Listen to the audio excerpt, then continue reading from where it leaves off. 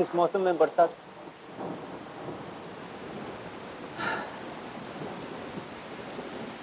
बिल्कुल श्रीमती जी के प्यार की तरह है, कभी भी बरसता था मुझ पर।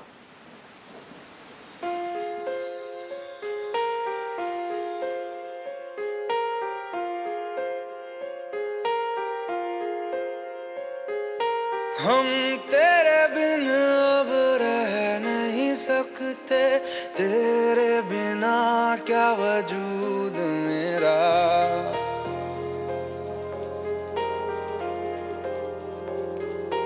हम तेरे बिन अब रह नहीं सकते, तेरे बिना क्या वजूद मेरा। तुझसे जुदा अगर हो जाएंगे तो खुद से ही हो जाएंगे जुदा, क्योंकि तुम ही हो, अब तुम ही हो जिंदगी, अब तुम ही हो। चैन भी, मेरा दर्द भी, मेरी आशिकी, अब तुम ही हो।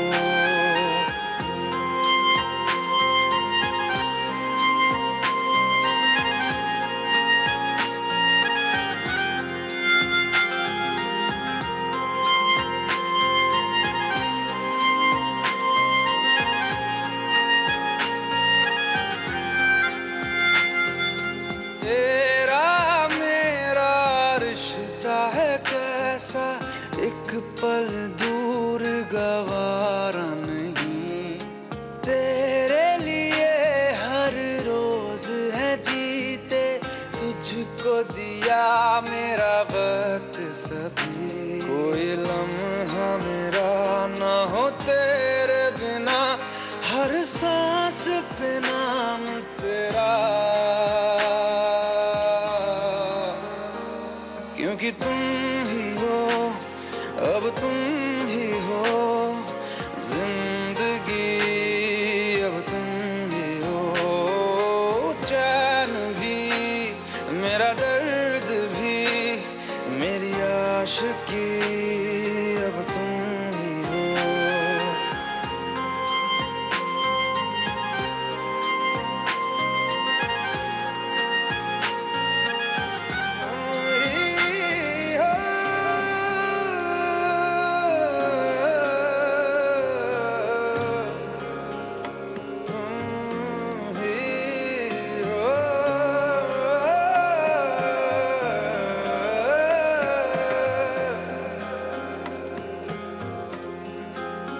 तेरे लिए ही जिया मैं खुद को, जो यूं दे दिया है तेरी वफा ने मुझको संभाला। सारे गमों को दिल से निकाला, तेरे साथ मेरा है नसीब जुड़ा, तुझे पाके अधूरा न रहा।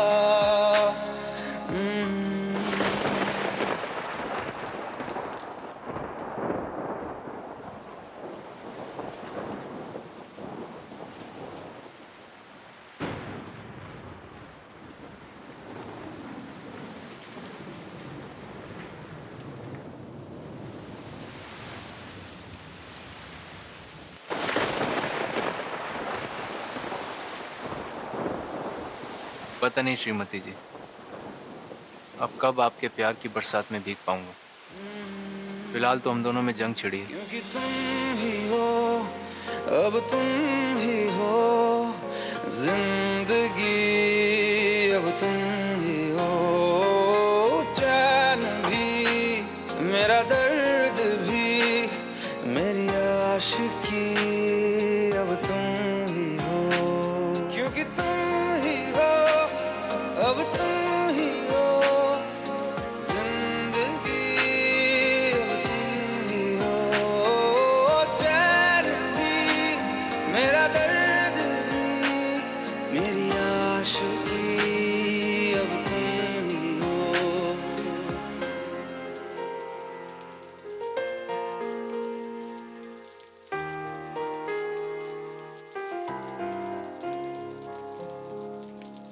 जानती हैं श्रीमती जी, मैं नकारा नहीं हूं। मेरी जिंदगी भर की कमाई आपका प्यार है, और सिर्फ यही कारण है कि मैं बार बार अपने अहम की आहुति देकर आपके पास खींचा चला आता हूं।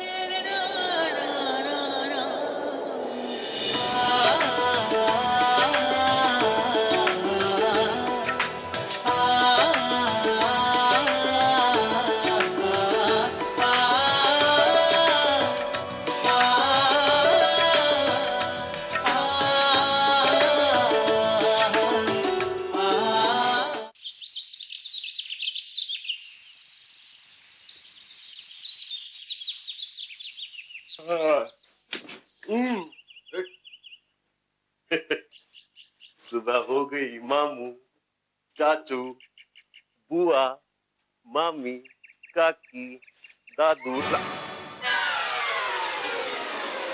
क्या है? क्या?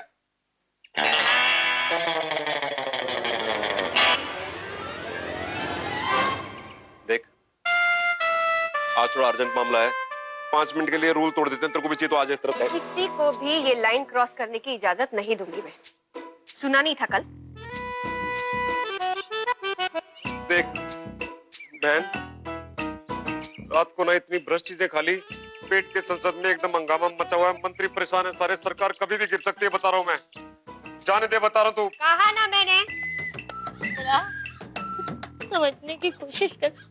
ये पापा जी की जो सेटिंग है ना, पता नहीं कल रात उसने बिरयानी में जमाल गोटा बना दिया। हाँ, बहुत खराब हो गया। जान के पापा। मेरे को क्यों कह रही है यार, मैं सामने खड़ा हूँ। इंदिरा प्लीज। मैंने कहा ना, लेकिन इस लाइन को क्रॉस करके तुम लोग नहीं जाओ। कितनी जल्लाद मत बन, बहुत अर्जेंट मामला है, कभी भी कुछ भी हो सकता है। प्लीज यार। अरे भाई साहब, भाभी, क्यों पत्थर पर अपना माथा रगड़ रहे हो? कुछ हासिल होने वाला नहीं है। वो बाहर वहां कॉर्नर पे ना, गली के पब्लिक कन्वीनियंस है, वहां चले जाओ। एक ही टॉयलेट है वहां पर, इससे पहले भीड़ आ जाए वहां पर आप लोग जाओ। सिर्फ एक।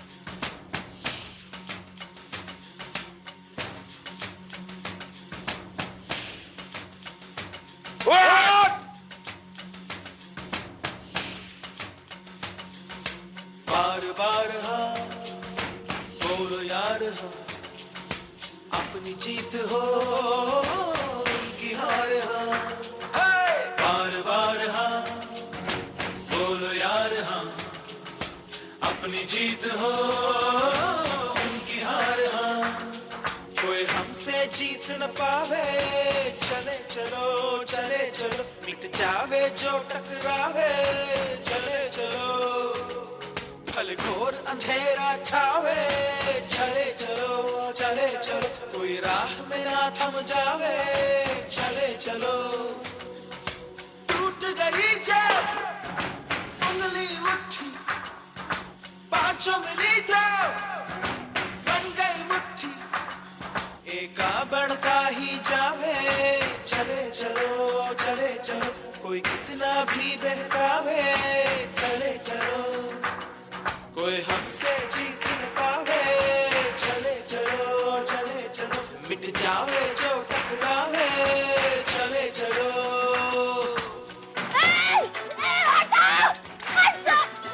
रुक मिसेस, रुक प्लीज यार, मिसेस प्लीज यार,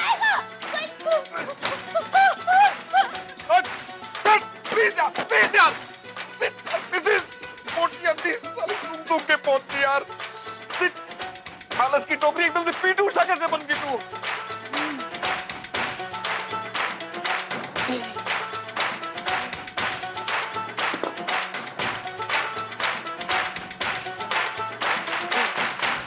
लगी आज सावन की फिर वो झड़ी है। क्या? रुक रुक रुक, अरे बाबा रुक। ओ माय, मैं कह रहा हूँ ना, मतलब पैदा हो रही है कि नहीं? रुक रुक रुक रुक,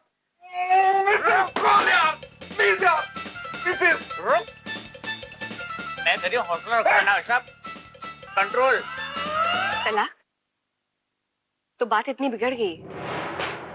देखो विद्या, मैं इसमें कुछ नहीं कर सकती, तुम्हें तो इसके लिए कोर्ट में जाना चाहिए। विद्या, क्या कर रही हो तुम यहाँ? चलो घर चलो। मैं नहीं जाऊंगी। लेकिन क्यों? देख रही हैं आप इनकी ज्यादती। ये तुम्हारे पति है? जी। चलोगी नहीं चलोगी? क्या बदतमीजी है ये? आपकी बीवी है ना वो, किस तरह से बात करते हैं? आप उनके साथ कोई भी जोर जबरदस्ती नहीं कर सकते। जाइए यहाँ से। मैडम, हमको कोई तलाक नहीं चाहिए। ये बोला ना। उनको भी डिसाइड करने दीजिए तो ज्यादा बेहतर होगा। विद्या चलो। मैंने कहा ना, जाइए यहाँ से। विद्या चलो। चली जाइए यहाँ से। जाइए जाइए यहाँ विद्या। से। कहा ना जाइए। अरे रुकिए भाई साहब, क्या बात होगी? कैसे झगड़ रहे थे?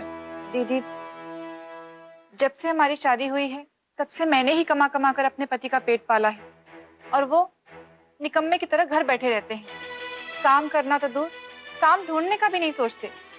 कहते हैं सिंगर बनेंगे, पेट में एक दाना नहीं, और भूखे भजन ना हो ही गोपाला, और समझने की कोशिश भी नहीं करते। हर रोज झगड़े, कई बार मुझे पीटा भी, हाथ तक उठाया उन्होंने। मैं अपने पति से बहुत प्यार करती हूँ दीदी, पर ऐसी नरक जैसी जिंदगी से परेशान हो गई हूँ। 28 साल की हूँ, आगे पूरी जिंदगी बाकी है, कैसे कटेगी? कौन अपनी बीवी से प्यार नहीं करता? अब उसके ताने नहीं सहे जाते मुझसे। जीना हराम कर दिया उसने मेरा। जब देखो एक ही बात एक ही बात। बोला सिंगर बनूंगा, मुंबई जाने नहीं देती। दिल्ली में क्या खाक सिंगर बनूंगा यार। अब वो चाहती है कि जैसा वो कहे वैसा मैं करूं। ऐसा पॉसिबल थोड़ा यार। घर गृहस्थी गाड़ी ऐसे चलती है क्या? अदालत भी गई थी, पर इन्होंने वहां मेरा केस कमजोर कर दिया। तो तुम कोर्ट गई थी? हाँ दीदी, वहां इन्होंने खुद को लाचार जताकर खुद को मुझ पर डिपेंडेंट बताया। अब आप ही बताइए कि मैं क्या करूं? दम घुटता है मेरा ऐसे जीने में।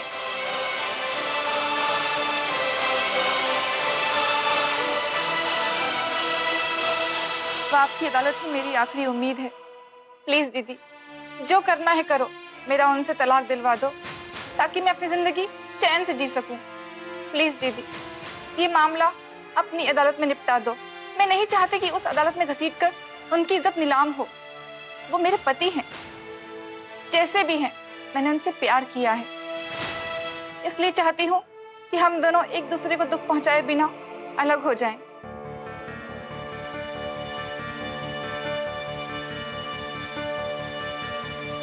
ठीक है। जब एक आदमी एक औरत की जिंदगी में बोझ बन जाता है, तब उसे अपनी जिंदगी से उसे निकाल देना चाहिए। जब एक दूसरे का साथ घुटन बन जाता है, तो एक दूसरे का साथ छोड़ देना चाहिए। इसीलिए रमेश जी को विद्या जी को तलाक दे देना चाहिए, तभी दोनों खुश रहेंगे।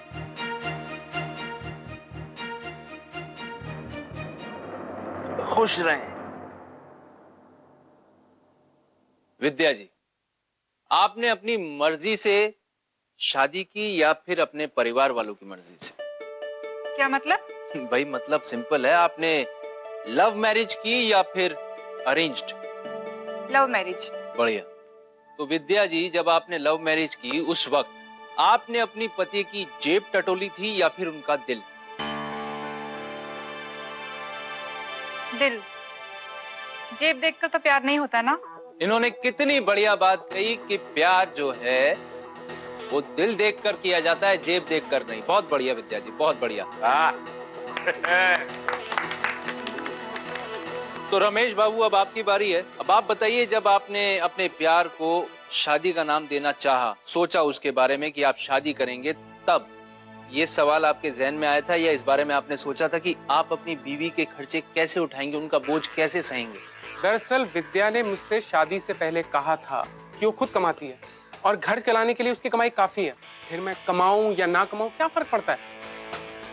विद्या जी ने कहा कि वो कमाती हैं, घर चलाने के लिए उनकी कमाई काफी, आप कमाएं ना कमाएं क्या फर्क पड़ता है, ऐसा विद्या जी ने कहा आपसे शादी से पहले। बहुत बढ़िया। तो विद्या जी, आपने जब कछुए से प्यार किया, कछुए के साथ शादी की, तो अब ऐसा क्या हो गया है कि आप उसको खरगोश बनाने पर तुली हुई हैं?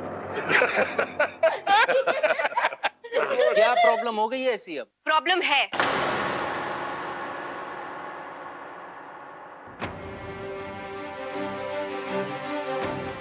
क्योंकि जब इंसान प्यार में होता है तो भावनाओं के भाव में कुछ भी बोल जाता है। इसका मतलब ये नहीं कि उन वादों को निभाने के लिए वो अपनी पूरी जिंदगी कुर्बान करती है।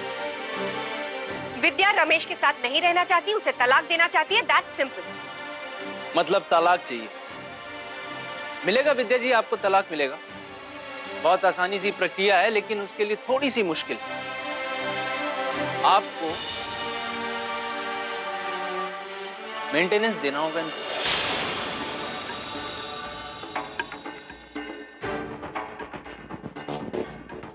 आप लोगों की जानकारी के लिए बता देता हूं, मेंटेनेंस का मतलब होता है गुजारा भत्ता। अच्छा, मिलेंगे तो आधे मैं लूंगा। बोलिए विद्या जी। एक्सक्यूज मी, किस बात की मेंटेनेंस?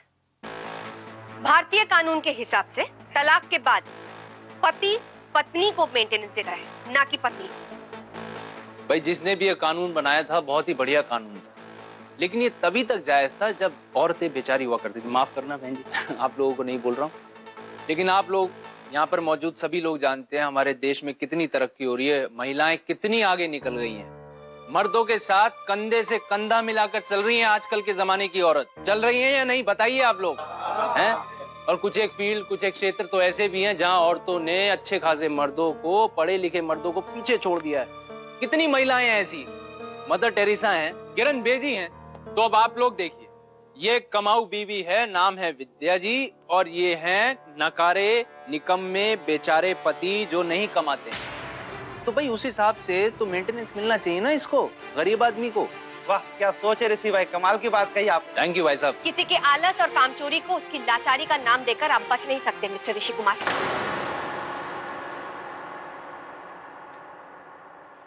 अपाहिज है वो, काम नहीं कर सकता। अच्छा खासा हट्टा कट्टा मर्द है, हाथ पैर सलामत है, कमा सकता है चंद पैसे, और वक्त रहते तो ना उसने अपनी जिम्मेदारी समझी ना उठाई। तो अब क्या उठाएगा? और उसका खामियाजा बेचारी विद्या क्यों भुगते? क्योंकि इंदिरा ने ऋषि को वैसे एक्सेप्ट किया था जैसा कि वो था।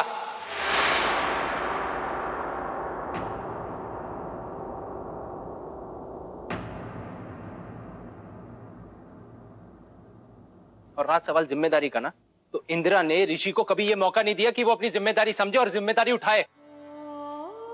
ऋषि नहीं, रमेश यार। सारे बहाने बहाने मिस्टर ऋषि कुमार। आज तक जिंदगी भर आपने सिर्फ बहाने ही बनाए, क्योंकि आपको काम करना ही नहीं था। आप काम करना ही नहीं चाहते। आप मेरे व्यक्तित्व पर सवाल उठा रही हैं, सरासर झूठ बोल रही हैं। ये सच क्या है मैं बताता हूँ। इन्हें अपनी हिटलरगिरी पर गुमान है, घमंड है बहुत। सब कुछ ताक पे रख देती हैं ये अपना। घर परिवार संसार कुछ नजर नहीं आता, कुछ नहीं देख पाती हैं। आपको क्या दिखा था? कुछ दिखा था आपको? मुन्ना, क्या है सबके सामने ये क्या बोल रहे हैं दोनों? आपस में क्या शुरू हो गया? अगर आप देख पाते ना, तो अपनी बीवी को मर मर के उसके परिवार का बोझ उठाते हुए नहीं देख सकते थे। कुछ किया आपने। आज सही मायने में ना मुझे पछतावा होता है कि मैंने प्यार करके गलती की। ऐसा लगता है कि ये छलावा है, प्यार नहीं था। आपको क्या पछतावा हो रहा है? पछतावा तो मुझे हो रहा है, मैं पछता रहा हूँ। और जानती हैं, आपको सारी जिंदगी प्यार छलावा ही लगेगा, और वो इसलिए लगेगा क्योंकि प्यार के माने नहीं समझती हैं आप। प्यार क्या होता है, प्यार कैसे किया जाता है, ये जानती नहीं है आप। प्यार का मतलब होता है दूसरे पर प्यार लुटाना, तभी बदले में जाकर के ना 1000 गुना प्यार नसीब होता है। क्या हो रहा है भाई? दुकान सबके सामने खोल रहे हैं। बताइए मुझे, आपने कभी सब कुछ छोड़ करके मेरे पास बैठ करके मुझे प्यार किया? 2 शब्द प्यार के बोले कभी? बोले? और आप मुझे छोड़िए, मेरी बेटी, हमारी बेटी जो है इंदु, उसके साथ क्या किया आपने? उसके सर पे हाथ रख करके आपने कभी भी पूछा हो कि बेटा क्या करना है, क्या बनना है? 2 बोल बोल ले, उसके साथ आपने प्यार किया? किस दौर से गुजर रही है पूछा? उससे नहीं पूछा। अरे आपके लिए प्यार मतलब शर्तें। प्यार मिलेगा, लेकिन ऐसा करोगे तभी मिलेगा, वैसा किया तो प्यार मिलेगा ही नहीं। प्यार शर्तें। श्रीमती जी, इंदिरा, आंख खोलिए श्रीमती। श्रीमती जी, क्या हुआ? देख, इतना बेहोश होगी। श्रीमती जी आंखें खोलिए ना प्लीज। श्रीमती जी आंखें खोलिए ना।